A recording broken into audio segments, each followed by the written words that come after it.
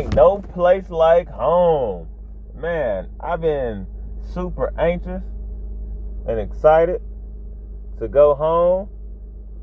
I don't know why I'm super excited to go home. I'm never excited to go home, but for some reason, I'm like super duper excited to go home. Definitely, as I'm getting older, I'm noticing like a better appreciation for going home. You go home for the people that are home. You don't go home to meet new people. You go home for the people that are home. That's why it's called home. You know, everybody's not as blessed and have the ability to leave home.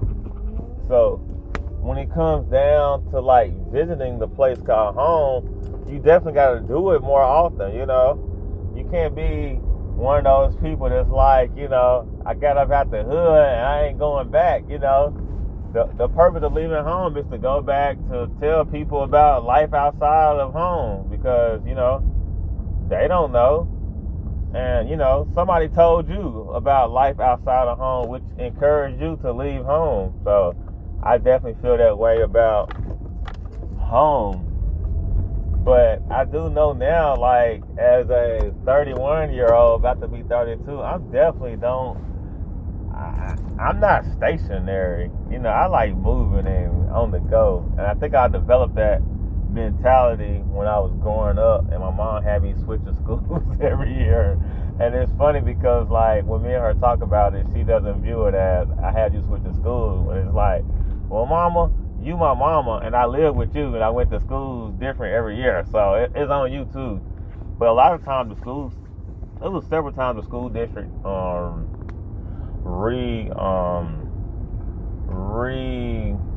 guess I would say, like, reset the barriers of the zone, rezoning. Yeah. There was a lot of rezoning when I was growing up. A lot of rezoning, a lot of closing of schools. They built several new schools. They were trying different things with the educational ways with kids. So I've been to several. Nah, I ain't gonna say several. I've been to at least a dozen schools, you know. So I definitely like when I go home, I ride around town. I just go through. I really just go through memory lane, you know. I ride through memory lane. I'm like, man, I remember this. I remember that. Oh my goodness, you know.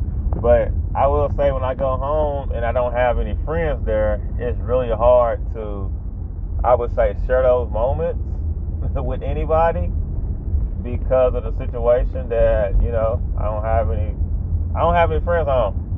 So hopefully this year I got plans to meet up with a few friends. You know, we're gonna turn it up, you know, do it big for the 99 to 2000, you know. So I'm definitely excited about that. Seeing my family, my grandmama, you know. I definitely appreciate grandmama a lot more now that I'm older, because I understand grandmother's perspective of everything when she used to talk to me when I was younger. Because grandmama didn't talk to me like, you know, I was her grandchild. She would talk to me like I was one of her kids, you know. So that was always like, I would say, challenging to comprehend at a young age. And now that I'm older, those things starting to fall in place and make sense. Yeah. So when I go home, definitely gonna meet up with family, you know. Try to definitely take some pictures. I got a lot of cousins who got more babies, so it's gonna be a lot of hugging, kissing babies.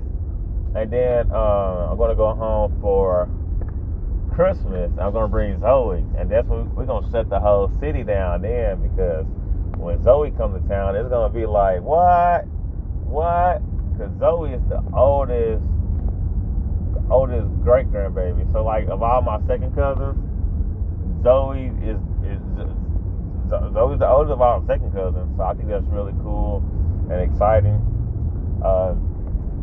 I definitely want to reestablish yearly meetings and things like that, because we definitely don't have enough yearly meetings. And I would say all of the grandkids are finally grown, so we have more of a sense of structure